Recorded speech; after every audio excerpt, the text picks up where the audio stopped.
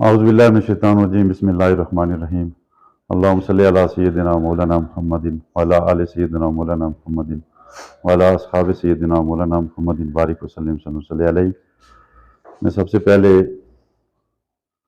तमाम social media के दोस्तों का, इलेक्ट्रॉनिक और प्रिंट मीडिया के दोस्तों का शुक्रिया अदा करता हूँ, जिन्होंने आज मुझे अपने अवाम से, अपने दोस्तों से मुखातिब होने का मौका दिया। मैं आप सबके शुक्रिया के साथ हालिया जो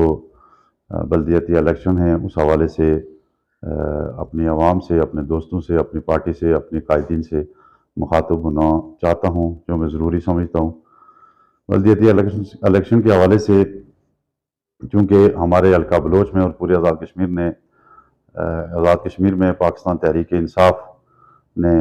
कायदे पाकिस्तान इमरान खान के इंतखाबी निशान बल्ले के ऊपर भरपूर कामयाबी हासिल की और पूरे आज़ाद कश्मीर में हमारी हुकूमत बनी। और हमारी हुकूमत को बजा तौर पर ये क्रेडिट जाता है कि उसने आज़ाद कश्मीर के अंदर बल्दियती इलेक्शन का इनेकाद करवाया और अब बल्दियती इलेक्शन होने जा रहे हैं। बल्दियती इलेक्शन के हवाले से जो टिकट्स की तकसीम है वो इंतहाई गैर मुनसिफाना और ऐसे लोगों को टिकट्स जारी कर दिए गए हैं जिनकी आवाम के अंदर कोई पजीराई नहीं है। साथ ही पसंद और नापसंद की बुनियाद पर टिकट जारी किए जा रहे हैं, जो कि पाकिस्तान तहरीक इंसाफ के नज़रिए की, इमरान खान की सोच की, इमरान खान की जो हकीकी आज़ादी की जो तहरीक है, मैं समझता हूँ कि उसके ख़िलाफ़ भी एक सवालिया निशान है। मैं चूँकि पूरे आज़ाद कश्मीर का तो मुझे नहीं पता किस तरह क्या हो रहा है, लेकिन हल्का बलोच के हवाले से मैं ये कहना चाहता हूँ कि जब मैंने आल जम्मू कश्मीर मुस्लिम कॉन्फ्रेंस को छोड़कर पाकिस्तान तहरीक इंसाफ में ऐलान किया था, तो मैंने अपना कायद वज़ीर हुकूमत, वज़ीर कानून सरदार फ़हीम अख्तर रब्बानी साहब को माना था, उनके साथ भरपूर इलेक्शन कैंपेन की थी और मैं इस बात को कहने में कोई यार महसूस नहीं करता हूँ कि उनकी कामयाबी में जहाँ सारे दोस्तों की मेहनत है वहाँ पर हमारी मेहनत भी शामिल थी। हमने भरपूर कामयाबी हासिल की और सरदार फारूक अहमद ताहिर साहब, जिनका सियासत के अंदर एक बड़ा नाम है और वो गुज़श्ता 3-4 इलेक्शन मुसलसल जीत रहे थे, उनको हमने शिकस्त दी और एक तारीख़ साज़ कामयाबी हासिल की। मेरी शमूलियत से पहले वज़ीर कानून साहब ने मेरे साथ ये वादा फरमाया था कि जब भी यहाँ बल्दियती इलेक्शन होंगे तो मैं आपको अपना उम्मीदवार बनाऊँगा। फिर जब हमने एप्लीकेशन दी टिकट के लिए, पार्टी को एप्लीकेशन सब दोस्तों ने दी, मैंने भी दी, तो फ़हीम अख्तर रब्बानी साहब ने मुझे अपने घर बुलाया। घर बुलाकर मेरी वार्ड के लोगों को बुलाया और उनके सामने ऐलान किया कि जो है वो मेरा उम्मीदवार यूनियन काउंसिल किला से सरदार अनीस गोगा होगा। और बाकी दोस्तों की जिस तरह एडजस्टमेंट और इलेक्शन लड़ने के हवाले से उन्होंने बात की, ऐलान किया, और मैं बड़ा पुरुमीद था और पूरी यूनियन काउंसिल के अंदर आकर मैंने काम शुरू कर दिया, सारे लोगों के पास गया। लेकिन रात को जब मुझे ये खबर मिली कि हमारी यूनियन काउंसिल को ओपन छोड़ा जा रहा है और सारे उम्मीदवारों को चांस दिया जा रहा है कि वो जो है वो अपने अपने तौर पर इलेक्शन लड़ें, मैं गुजारिश करूँगा इस हवाले से अपने सारे जो हमारे यूनियन काउंसिल के वोटर्स और सपोर्टर्स हैं उनसे कि वो भी इस हवाले से अपना अपना रद्द-ए-अमल दें। चूँकि जब आप किसी जमात के नज़रियात को कबूल करके उसमें शमूलियत इख्तियार कर जाते हैं तो फिर आज़ाद गुलाम और इसका कोई चक्कर नहीं होता। पार्टी को टिकट देना पड़ता है और पार्टी को टिकट देना चाहिए। मैंने फ़ीस दी हुई है 10,000 रुपये पार्टी फंड में, और साथ में जो है वो एप्लीकेशन भी दी हुई है। इसी तरह जो प्रोसेस है वो सारा पूरा किया हुआ है। तो मुझे पूरा उम्मीद था मैं कि मुझे टिकट मिलेगा, लेकिन आज जो है वो मुझे आरओ ऑफिस से कॉल आई कि आप आकर अपना इंतखाबी निशान अलाट करवा लें, चूँकि इंतखाबी निशान बल्ले का जो निशान है वो आपको नहीं मिल सकता। तो मैं इस मौका पर चूँकि मेरे कोई तहफ़्फ़ुज़ात नहीं थे, फ़हीम साहब ने मेरे साथ शमूलियत से पहले वादा किया, फिर फ़हीम साहब ने अपने घर में चंद दिन पहले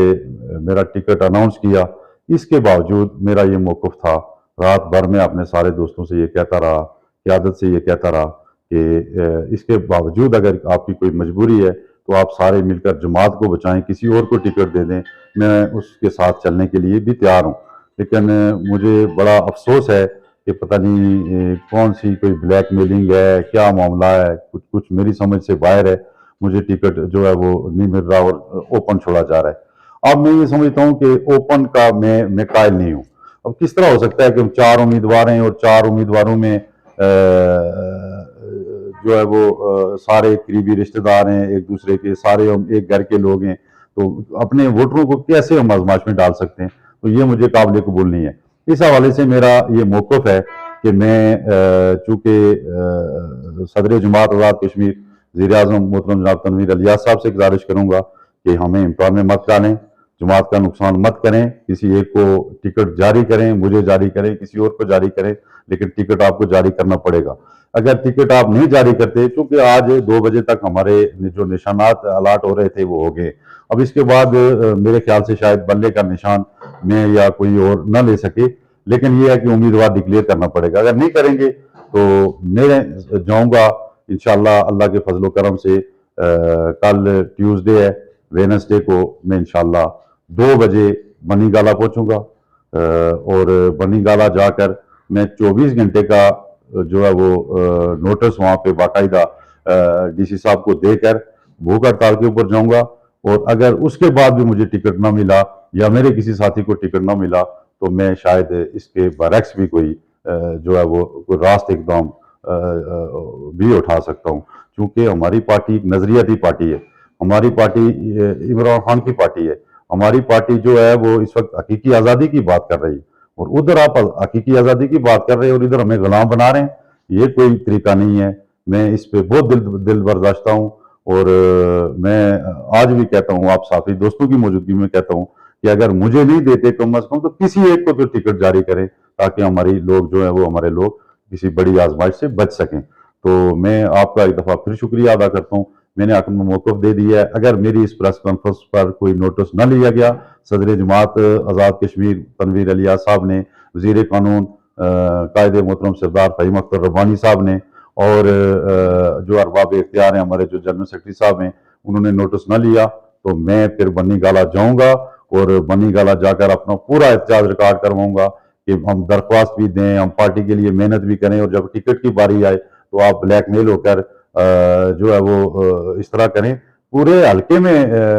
چاہیے تو یہ تھا کہ اب 10 دن پہلے 15 دن پہلے ٹکٹ اناؤنس کر لیتے، لوگوں کو امیدوار بنا لیتے، ہم مل بیٹھ کر سب کو۔ اور پھر میں یہاں پر یہ بھی کہنا مناسب سمجھتا ہوں کہ کون آپ کو مشیر ہے، کون آپ کو مشورے دے رہا ہے؟ آپ نے میری وارڈ میں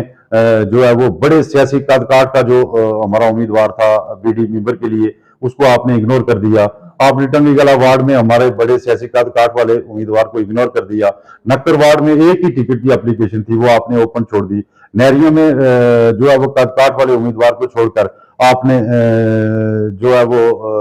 وہاں پہ ایسے لوگوں کو ٹکٹ جاری کر دیے جو کسی صورت میں قابل قبول نہیں ہے۔ نظر ثانی کی جائے، جماعت کا نقصان ہوگا، ہم سب کا نقصان ہوگا، اور ہم اس موقع پر ہمیں جو ہے وہ لانگ مارچ میں ہونا چاہیے، جبکہ ہم ادھر ٹکٹ کی اس میں جو ہے وہ سارے میں الجھا کر جماعت کا نقصان کیا جا رہا ہے۔ تو میں ایک دفعہ پھر گزارش کروں گا کہ جو ہے وہ ہر صورت میں ٹکٹ جاری کیا جائے۔ ٹکٹ کے بغیر میں اگر ٹکٹ جاری نہ ہوا تو پھر میں اپنے عوام کے پاس جاؤں گا، اپنے علاقے کی میٹنگ بلاؤں گا، میٹنگ میں جو ہے وہ اگر لوگوں نے مجھے کہا کہ آپ الیکشن لڑیں تو میں الیکشن لڑوں گا، تو لڑوں گا پھر میرا پارٹی سے کیا لینا دینا رہ جائے گا؟ میں نے بلے کے لیے اپلیکیشن دی، انتخابی نیشنل بلے کے لیے، تو پھر اگر آپ مجھے آزاد لڑانا چاہتے ہیں تو آزاد تو میں ویسے بھی لڑ سکتا ہوں۔ تو اس طرح نہ کریں، میری آپ سے درد مندانہ اپیل ہے کہ پارٹی کو بھی بچائیں، کارکنوں کو بھی بچائیں، اور جو ہے وہ محترم قائد پاکستان عمران خان کے ویژن کو بچائیں، عمران خان کی حقیقی آزادی کا جو تحریک ہے اس کو بچائیں، پاکستان کو بچائیں، آزاد کشمیر کو بچائیں۔ اس طرح نہ کریں جس طرح آپ نے کرنا شروع کر دیا ہے۔ چوکیوں میں آپ نے کیا کر دیا، جو ہے وہ وہاں پہ 7 امیدواروں کو چھوڑ کر آپ نے ایک امیدوار کو ٹکٹ جاری کر دیا، وارڈوں میں آپ نے ستیہ ناش کروا دی۔ ہم اس پہ خاموش نہیں بیٹھیں گے۔ تو میں ایک دفعہ پھر آپ کا شکریہ ادا کرتا ہوں۔ اس کے بعد اگر آپ کا کوئی سوال ہو تو میں اس کے لیے بھی حاضر ہوں۔